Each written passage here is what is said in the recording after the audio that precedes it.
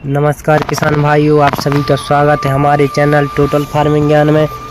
आज हम इस वीडियो के माध्यम से बताने वाले हैं गेहूं में पीलापन क्यों आता है, कौन कौन से खाद की कमी के कारण आता है, इसके लक्षण क्या हैं और इसको दूर करने के उपाय भी बताने वाले हैं।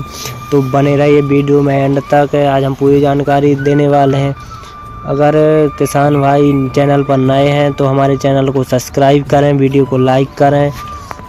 तो गेहूं में पीलापन मुख्यतः पहली सिंचाई के बाद ही आता है, जिसका प्रमुख कारण होता है जैसे हम बोनी करते समय डीएपी का उपयोग करते हैं, उसके साथ हम यूरिया का उपयोग नहीं करते।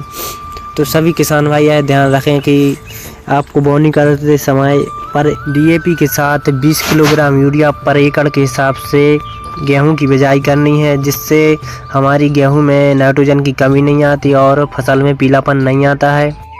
और भी कुछ ऐसे कारण हैं जिसका जब तक हम कारण का पता नहीं लगा पाएंगे किससे हमारी फसल में पीलापन आता है, जब तक हम उसका समाधान नहीं कर सकते। तो दूसरा इसमें कारण है जड़ बीमारी। क्या है, सामान्यतः आज गेहूं की फसल में इस साल जड़ बीमारी बहुत ही ज़्यादा मात्रा में आई है, जिससे हमारी फसल में पीलापन आ रहा है। और दूसरा कारण है जैसे कि पोषक तत्वों की कमी, जैसे पोषक तत्व नाइट्रोजन, जिंक, फास्फोरस, इन तत्वों की कमी के कारण हमारी फसल में पीलापन आता है। और तीसरा कारण है खरपतवार का स्प्रे। अगर हमने गेहूं की फसल में खरपतवार का स्प्रे किया है तो उससे सामान्यतः हमारी गेहूं की फसल में फसल की ग्रोथ रुक जाती है और फसल में पीलापन देखने को मिलता है। और चौथा कारण है प्रतिकूल मौसम। तो अभी दिसंबर माह में और जनवरी के पहले सप्ताह में मौसम लगातार घट बढ़ रहा है, ज़्यादा टेम्परेचर घट बढ़ रहा है, जिसके कारण भी हमारी फसल में पीलापन देखने को मिल रहा है। और पांचवा कारण है ज़्यादा पानी का भराव होना।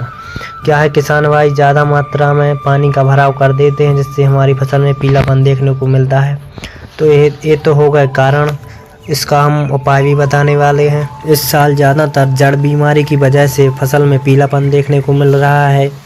तो जड़ बीमारी में जैसे कि जड़ माहू में आप कॉन्फिडोर 200 ml और साथ में यूरिया का छिड़काव करने के बाद सिंचाई कर दीजिए, जिससे हमारी दवा पूरी तरीके से जड़ में पहुंच जाएगी और हमारे जड़ माहू को ठीक कर देगी। इसके अलावा आप एक बायर का रीजेंट नाम से ये दानेदार कीटनाशक आता है, उसका आप उपयोग कर सकते हैं। इसके भी बहुत ही शानदार रिजल्ट हैं, इससे जड़ माहू पूरी तरीके से समाप्त हो जाएगा। और एक रोग आता है जड़ गांठ का।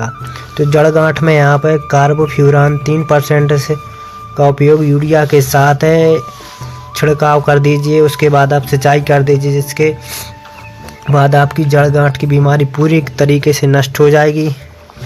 कार्बोफ्यूरान को आप 5 से 8 किलोग्राम पर एकड़ के हिसाब से छिड़काव कर सकते हैं और उसके साथ में यूरिया ज़रूरत के अनुसार आप छिड़काव कर दीजिए, जिसके भी बहुत ही शानदार रिजल्ट हैं।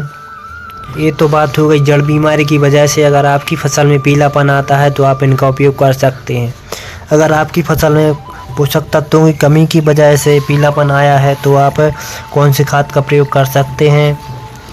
तो इसमें आप यूरिया के साथ में जिंक सल्फेट और मैग्नीशियम सल्फेट का उपयोग कर सकते हैं। तो जिंक सल्फेट में 33% वाला आता है और 21% वाला।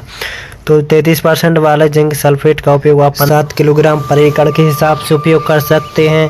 और अगर आप जिंक सल्फेट 21% वाला उपयोग कर रहे हैं तो आप 15 किलोग्राम पर एकड़ के हिसाब से उपयोग कर सकते हैं, जिसके बहुत ही शानदार रिजल्ट है। आप इन सब खादों का उपयोग करके फसल में पीलेपन को दूर कर सकते हैं। आशा है हमारे द्वारा दी गई जानकारी सभी किसान भाइयों के लिए अच्छी लगी होगी।